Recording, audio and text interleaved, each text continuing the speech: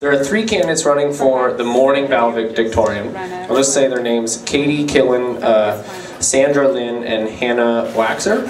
And one candidate running for the afternoon valedictorian, so I'm going to introduce Amy Wilson.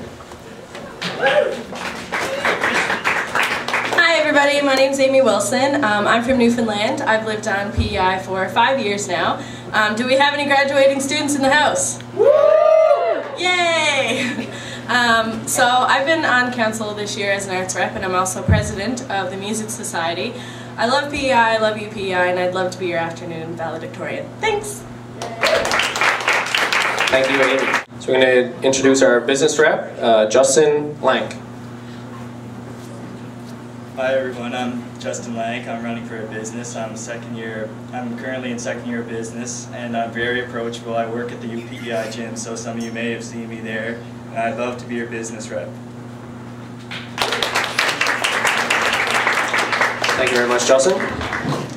So the other positions I had listed off, I won't read out all the candidates' names, but they're all uncontested positions. You can check them out online, who those candidates are. And if you're in those constituencies, please vote for them. So now we're going to get down to the, let's say, the interesting bits. We've had one exec candidate go, but it wasn't really much of a debate. So we'll get down to the VP activities debate. If all the candidates for VPA could come on up to the stage, please.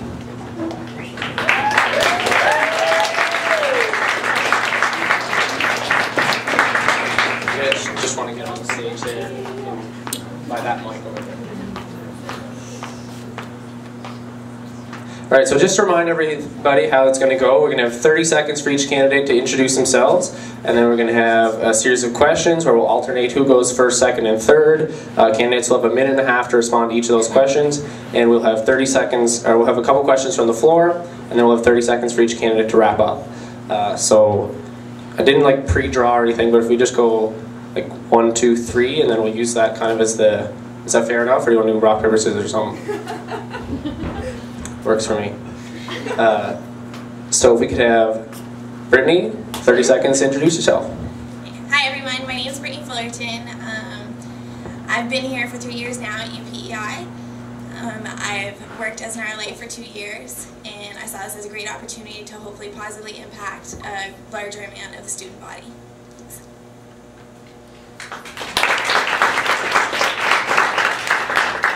Hi everybody, my name's James Beaton, also known as JB by a few.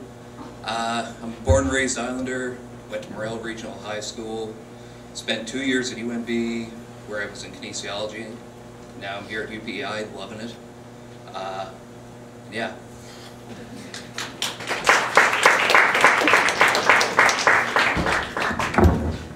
Hi guys, my name is John. I've been on council for a long time, and I've been an NSO leader for years, and for the past 4 months I've been VP Activities. I would love to be able to continue doing this and actually have a full year to go at it and get things going, so vote for me.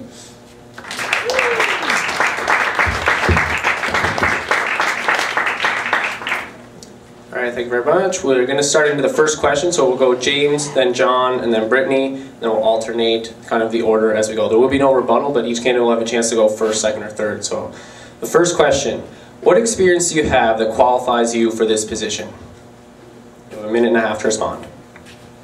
Well, while I was at UNB, I was a kinesiology rep for first years. I was also a first year rep at my residence, where I helped organize events like Bed Push, which was a charity fundraiser for women in transition houses. And yeah, I'm very approachable, pretty easygoing guy, would really like to fight to make everyone's experience here at UPEI that much better.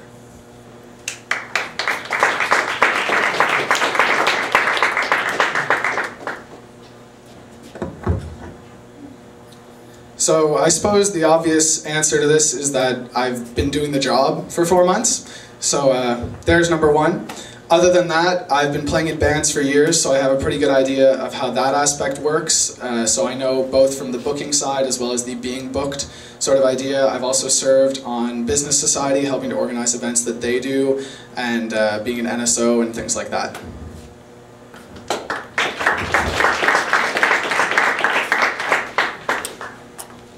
I guess the first thing that comes to mind as far as my experience is working as an RLA for the past 2 years. We also coordinate events and do different things around that.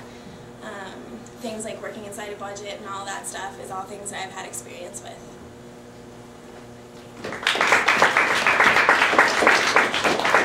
Thank you very much. So we're going to have John going first for this one. Second question is, what role do you think the VPA should play in relation to the WAVE? I think that this is a position that, I mean, this has been a big election issue in previous years as well, but this position often gets misconstrued as VP WAVE. There is a WAVE management committee actually. The VP activities is really no more involved with the day-to-day workings of the WAVE than any other executive member, except for the fact that they actively book all of the entertainment and things that are like that are going on. So it certainly does work much more closely, but in terms of being a staff member here, I mean, I certainly feel that I spend a lot more time here than a lot of the other executives, but that's only because I'm always here with entertainment. Like I'm not a WAVE employee, although that would be kind of fun.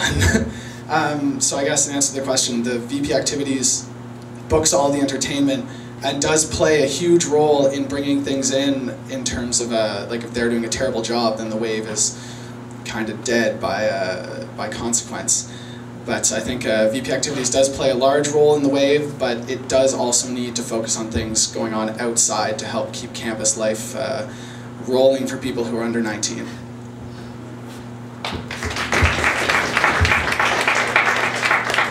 And next up, Brittany. I think VP activities does have some sort of a role to play when it comes to the WAVE. As John said, yes, the role is a lot of it, mainly booking activities and events and things like that. Also being visible for the staff, myself being a staff member, knowing that that person is there and that they want our establishment that we're working in for them to succeed means a lot. Of course, having outside activities going on campus also helps the WAVE be a bit busier, as a lot of staff members can contest you for the past 2 weeks. But yeah.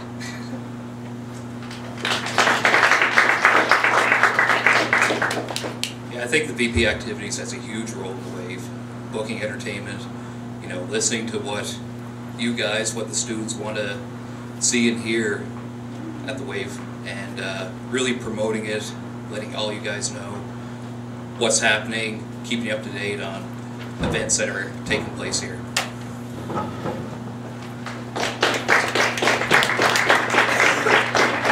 Alright, so question number 3, and I think we're back to Brittany first.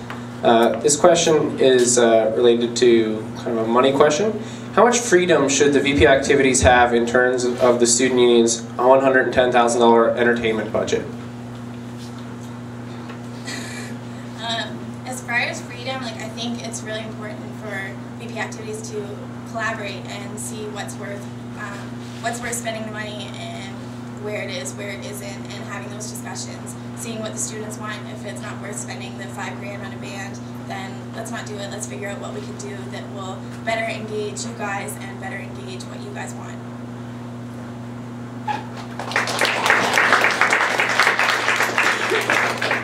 Yeah, I think it should be really collaborative with the rest of the executive. You know, bringing bands that will, you know, keep this place going for sure. But yeah, you know, just making sure that the money is being spent wisely, I think, is huge for VP activities with regards to entertainment.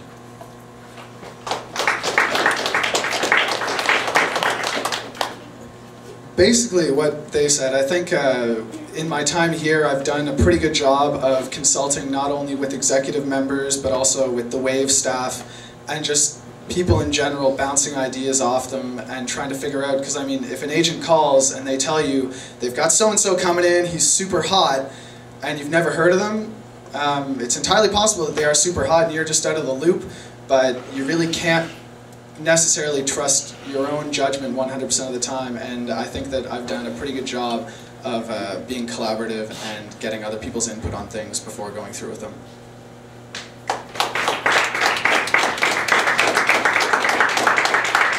Thank you very much. Question number 4, we're going to start off with James. It's a fun one. What would your dream student-oriented event at UPEI be?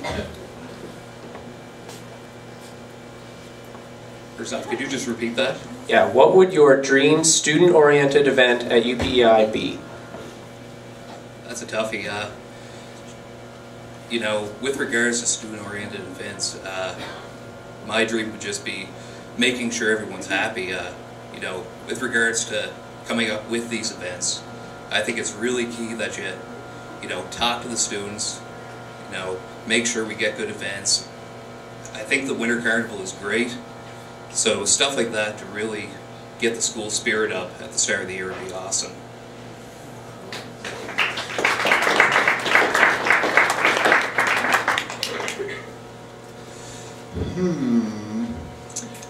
I think my giant dream student event would probably be like a giant campus-wide game of capture the flag. Yeah. Honestly, I mean, it's. I think that something like that engages all students and can be done during the day, or a nighttime game of capture the flag would be fun too. But yeah, something like that.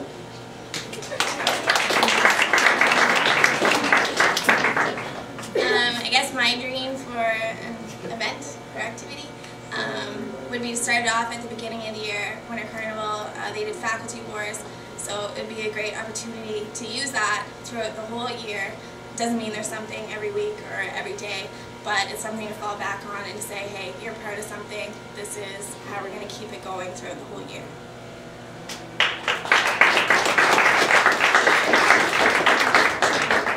Alright, so we talked about the wave. Now a question, I would say, for the other equally large part of this position's portfolio.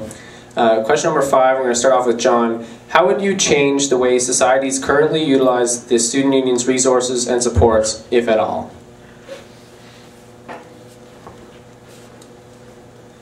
I think that not necessarily every society is using the student union's supports, the business society being the obvious example, but there are a lot of things like the Catholic Student Association. I was not really involved with this thing that's going on right now at all.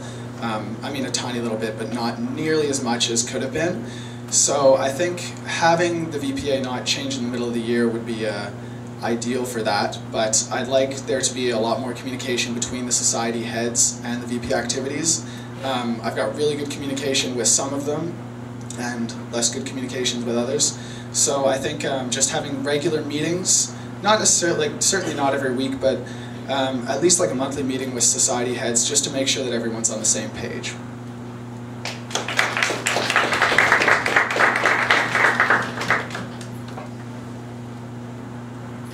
Brittany, yeah. As far as for societies using resources, I would hope that if I was elected that I would be visible to them and I'd be able to make known to them what's available and what we can do for them, and hopefully that would help them use our resources and help them succeed in their goals.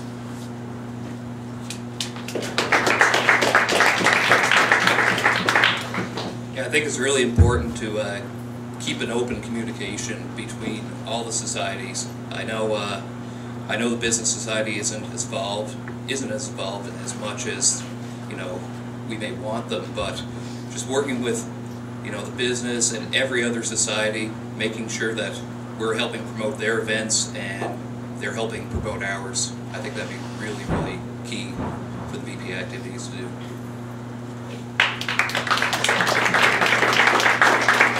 All right, thank you very much.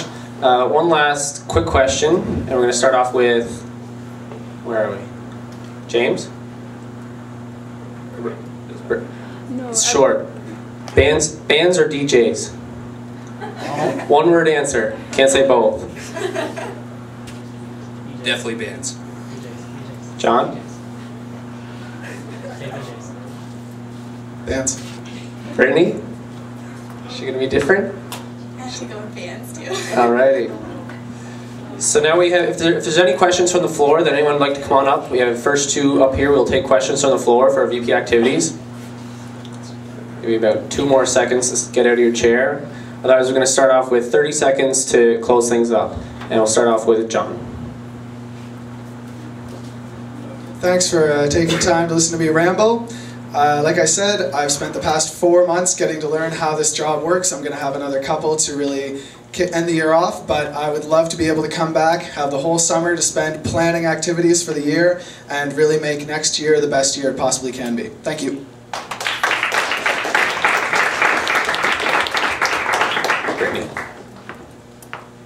I want to say thanks to everyone as well that came out. I think you should vote for me, mainly because I know this isn't a one-man show, and if you have followed my campaign at all, you know that I've had all the help in the world, and I think that's what will make VP activities succeed as much as it can for all of you.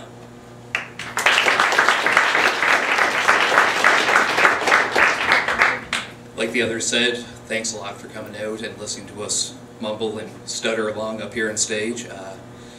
Why you should vote for me? I want to really work with everybody. I want to brainstorm for new ideas to bring into UPEI, make this a fun university, and just build upon the greatness of our university as it is right now. Thanks. All right, big round of applause for our VP Activities candidates.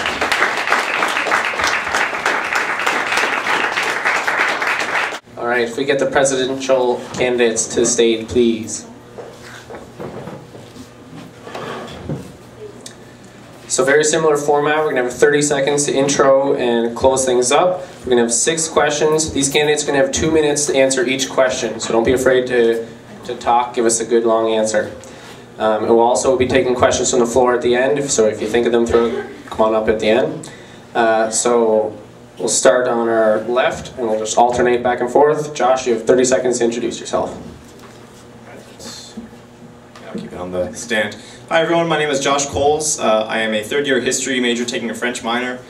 Trying to keep it kind of quickly. I've been really involved with council since I've been here. I served as first-year rep, arts rep, and currently I'm the executive vice president.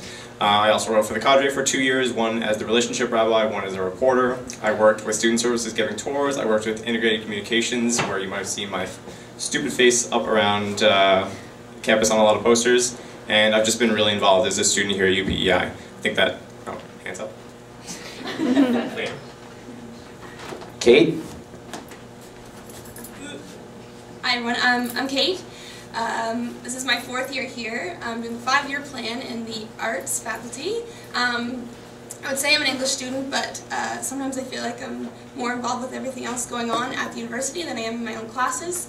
So I'm sorry to my profs, no one's here obviously, but that seems to be the case with me a lot, is that everything else kind of takes over, and although I try to get good marks, everything else kind of takes. We're going to have to cut you off there, Kate. And I ramble. All right, so our first question, we're going to start off with Kate. If there is a cut in the university's operating budget this year and tuition is slated to go up, what will you do? Cry and get a second job. Honestly, that's something that would take the entire executive to plan. The executive vice president is a huge part of this, and I know that. For me to answer that question properly, I mean, Josh is going to have a much better angle on this because he has been involved with these talks within Senate, probably with Rob as well. In my position, I haven't been privy to this kind of information, but honestly, obviously I'm not going to be okay with it. I would work as a team with the rest of the executive to plan out what we're going to do, because for me to make a decision all by myself probably wouldn't be the best idea.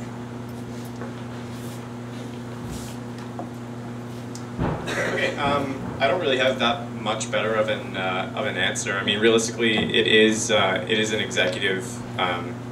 It's the job of the executive to work together to kind of create a dialogue with the provincial government and let them know that we're not okay with tuition increases. This question is kind of interesting because, I mean, since both of us are on the executive right now, and this is actually relevant to this year, it doesn't really relate to next year's. Or to this election coming up. But anyway, one thing that I am working on right now with the Executive Vice President Committee, which is kind of the committee that does a lot of the FPEC, a lot of the lobbying provincially, is we're trying to get a meeting, again, trying to get a meeting with Alan Roach, who's the Minister of Innovation and Advanced Learning, and hopefully with the Premier to get that dialogue started a little bit late in the year, because we kind of had to resort to press releases earlier, but basically just create a dialogue with the provincial government and let them know what the effects are of increasing tuition and what that means for students. Because as many of you know, I'm sure on average here, everyone's probably like $10,000 in debt at least. Student debt is a huge issue, and something has to be done about it. Unfortunately, I mean, I wish I could come up here and say, you know what, I just wouldn't let that happen. We would tell the provincial government to not increase, or to increase our operating grant to the university a bunch. But realistically, as much as we do have their ear, we can't really control things. So that's my answer. Thank you, Josh and Kate. Second question, we're going to start off with Josh. If you're listening all during Danielle's, you might be prepared for this one. What is one quality about yourself that will need the most working on if you were to be elected president? I can only pick one. Only one. I'm going to try to work two into one very sneakily. No. I want to use Danielle's. I'm going to say that I'm really bad with names, and that's something that I've been trying to improve over the last year. It's not really that exciting of an answer, I guess, and anyone out here that I might run into in the halls every day and say, hey, but I don't know your name, I'm going to work on getting them all down, because there are a lot of students at UPEI, and in an ideal world, the president would know everyone's name. Thank you, Josh. Kate, you have 2 minutes. Okay, if you've taken a second to look through all the different Facebook groups or pages or events or whatever people have chosen, you might have seen mine. And on that, I kind of draw upon Rob's experience as president and talk about his strengths compared to my strengths. So Rob is very good with the policy work that he does. He's a great lobbyist for us within the university, but also on the provincial and federal level. And I get that. My strength is more with people. I like talking to people. I like working with a ton of different groups of people. I like when collaboration can happen and be really easy. And I think it benefits everyone in the long run. That being said, the thing I would have to work most on is keeping my desk tidy. These boys can allude to that. Emma could probably say that as well. Rob said to me the other day, if you were to win, you could not have people in this office with your desk like that. I drink a lot of coffee, and there's a lot of coffee cups on my desk, and I would have to work on that. I'm glad to hear that. So question number 3, we're going to be starting off with Kate. This question is, first-time undergraduate students from PEI are often the center of attention here at UPEI. What would your strategy be to effectively represent the needs of international, graduate, and mature students? Sorry, could you just repeat the first part of the question? Certainly. First-time undergraduate students from Prince Edward Island are often the center of attention at UPEI. What would your strategy be to effectively represent the needs of all the other students, international, graduate, mature students? I'm going to assume that you were including students from other provinces in Canada as well there. I'm from Ontario, so as much as I was really pleased to hear about the George Coles graduate bursary, it didn't affect me. I know this is a conversation I've had with Ala at our steering committee retreat. This is for the university's 5-year plan, but I said to him, you know, for me coming here, there was no scholarships. I'm from Ontario, I had good marks, I had good extracurriculars, and nothing. But I really loved it, I really wanted to come, and so I did. And I'm glad of it every day. But I think there does need to be something for students that are not from Prince Edward Island as well. That includes out-of-province students, but graduate students, international students. I went and spoke to the EAP classes this morning, and they were all very enthusiastic, very interested in what we were doing, but didn't quite know how to get involved. So I think just opening those lines of communication with the students that are often underrepresented would be a good start to representing them at the university level as well.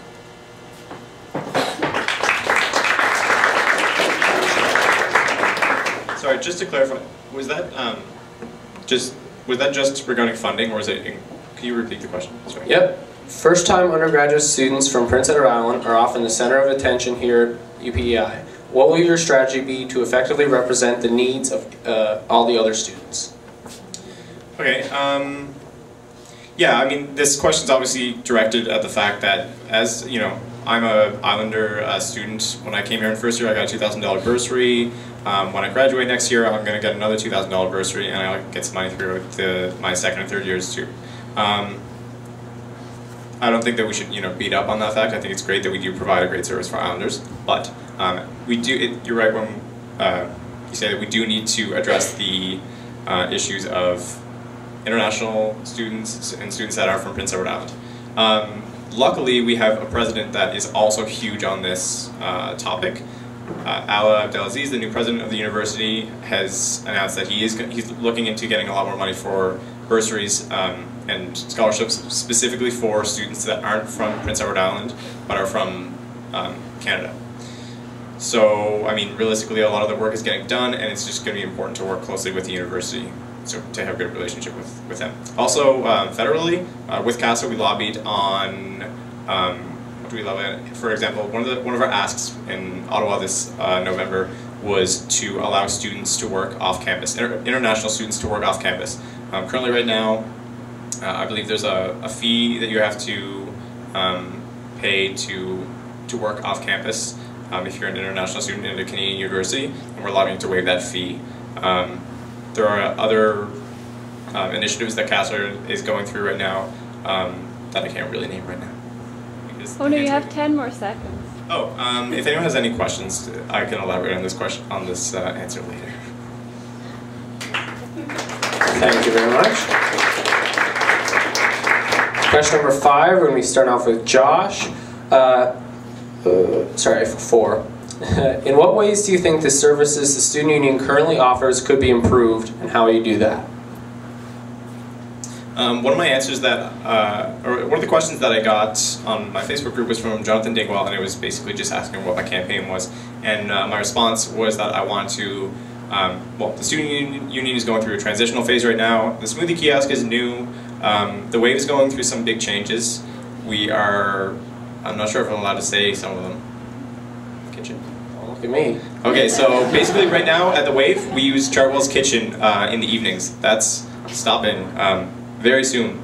And that's going to be something that's going to take a lot of working with to work out any hiccups that arise. So there are a lot of changes that are happening to the student union services right now, and what's going to be really important, especially for the president over the next year, is to ensure that the transition, with a new general manager, our new Wave manager, the kiosk, and the Wave possibly opening during the day as well over the next year, there's going to be a lot of troubleshooting to go through, and it's going to take someone like the president, maybe myself, to make sure that that process runs smoothly. Aside from that, I'm really happy with the services that we provide. I'm really happy with the lobbying and voice that we provide for students, and I'm also happy with cadre, yearbook, Mickey's Place, our health plan.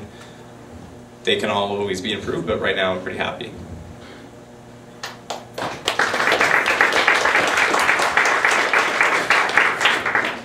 I'm sorry, could you repeat the question? Certainly.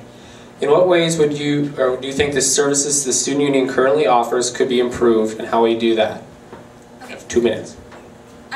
So, like Josh said, I think we are doing a great job. I think there is always room for improvement. I think we've seen that, especially this year with the Wave and with the kiosk. It's new, we're growing, but we're really working on it. But that only comes, improvement only really comes from brainstorming and collaboration and working with people and figuring out why it's not working. So if something's not working because of the class times or because everyone's off campus on this day, it's good to know that. And I mean, we can guesstimate on a lot of that stuff, but sometimes we need to figure out from other people for those reasons. One of the services, I was speaking to Travis about this the other night in the CAF, but one of the things I really like to do, and we kind of talked about it this year, although Societies and Gloves are not in my portfolio, I seem to worm my way in there a lot, but there's a space between our operations manager's office and our Wave office right now that's a big open space with a table and a bunch of boxes on it. And I think it would be great to turn that into something that societies could use as a resource. I mean, not to get into the VPA questions here, but a lot of times they don't use the resources because they don't know about them, but if we had an entire room devoted to it with a cabinet with paint, banner, paintbrushes, I don't know, things like that. The forms that they need, if they want to do a bake sale, you need this health form or you need this. It would be nice to have it all in one area, if nothing else just to get the traffic up to the student union, because if you have people up there, it's a lot easier to get opinions. And I think that's pretty important. Thank you very much. Alright, get your calculators out. Here comes the money question. As the president sits on the Student Union Budget Committee, are there any specific financial goals you'd like to see achieved during your tenure in office? I'm going to start this one off with Kate. Sorry, what? Any financial? As the president sits on the Student Union Budget Committee, are there any specific financial goals you would like to see achieved during your time in office? Any specific financial goals?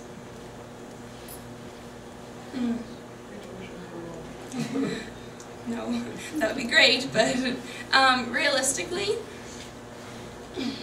I think some of the changes that are happening this year with the Budget Committee are smart.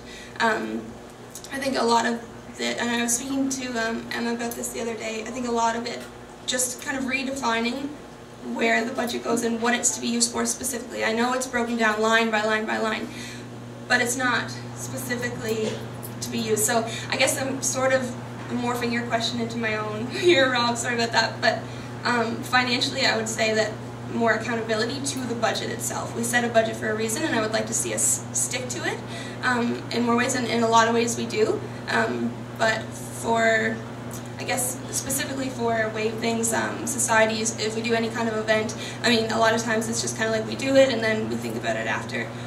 So I'd like to see, I don't know, more accountability that way to it, and I realize I didn't really answer your question, but made my own. Sorry. Josh, you have 2 minutes. Yeah, well, if it helps, I don't really have, I'm also going in the same direction. I'm going to kind of talk about the wave for a little bit, because the wave is a big, sometimes we wish it would be a bit more of a revenue generator, but it does take up a lot of the student union's money. So currently, as Kate mentioned, the way that things work now is we do have these set events that happen every year. And I should just say that this is a budget conversation that's going on right now. I'm not proposing anything, I'm just supporting it. Currently, if, you know, let's say John, as VP Activities, wants to host, I don't know, 5 big shows throughout the semester, that kind of happens within his budget. What is being talked about right now is kind of identifying exactly how many big events are going to be happening each year. So, for example, next, if the budget changes go through, we might have back to school pub, Halloween pub, and maybe an end of year kind of like blowout in the first semester. In the second semester, we might have Beach Blast, a back to school pub, and St. Patrick. Winter Carnival, I think that might be different though. Anyway, Winter Carnival, and let's say a St. Patrick's Day or Keith's Party Blast. So, I'm running out of time. I would kind of approve the changes that are going through, because then the VP Activities, if they did want to host any other large events, let's say a big band was coming through or whatever, they would bring it to council, council would approve it, and that way, as Kate mentioned, we're getting a lot more accountability as to the money flowing through the wave. That is one of the ways that we could maybe push towards keeping ourselves in the black. Thank you very much. Alright, so we have come into our last kind of preset question. If anyone has any questions they'd like to ask, come on up to the side. This one we're going to start off with Josh, and I think it's a very topical or timely question. The current 3-year strategic plan of the UPI Student Union is expiring in 2012. In 3 brief points, what should the strategic direction of the Student Union be in the years to come? It's a very good question. I mean, as if you've been paying attention to my Facebook group, I have alluded to the fact that our 3-year plan is ending, and I do want to create a new one. So hopefully it'll be like a 2013 to 2015 strategic plan. To get down to like 3 specific points, I'm not sure if I'm going to be able to do that efficiently. Keeping our, let's say, I'm stepping into VP Activities here, making the wave something other than what it is now, so like expanding the services to include service during the day. Improving our other money-making food industry endeavors, such as the kiosk and Mickey's Place, and creating a stronger presence for students within provincial post-secondary education politics.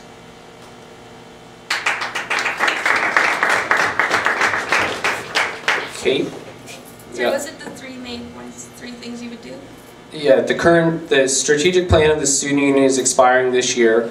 In 3 brief points, what should the strategic direction of the student union be in the years to come? Okay. I was a part of the first strategic plan as a counselor, which was a really neat experience because as much as I was invested in council, it was kind of a smaller part, I guess, than the executive at the time.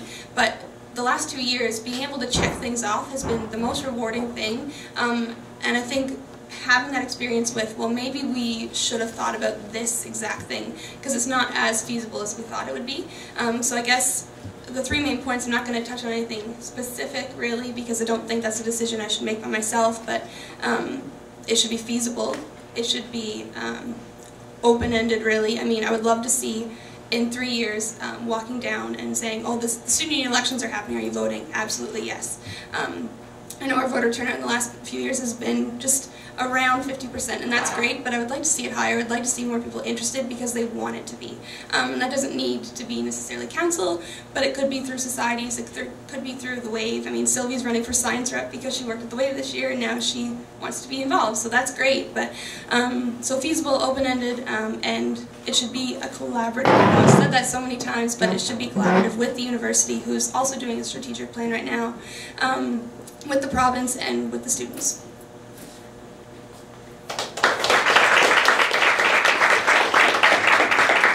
All right, thank you. Do we have any questions from the audience? Nobody wants to stump our candidates, I'm surprised. So if we have 30 seconds to wrap things up, and we'll start off with Kate.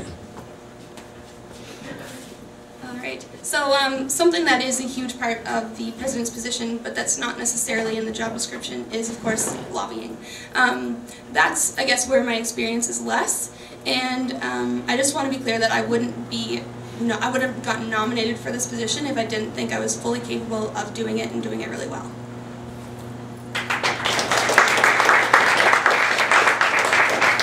Josh, 30 seconds to close out the day. All right, thanks everyone for listening to me. As I already kind of talked about my credentials, I'm really experienced on campus, or on council, and I have a lot of involvement on campus. I would just like to stress the closest between my position and the presidential position. I've worked very, very, very closely with the president since I've been on the executive, and I think that the transition into being president would be very comfortable and easy for me. All right, ladies and gentlemen, your presidential candidates for this year. That concludes everything for today's debate. I'd like to thank everybody for coming out and giving your rapt attention to all our candidates as they introduce themselves. Thank you very much. Remember to vote on February 14th and 15th. Thank you.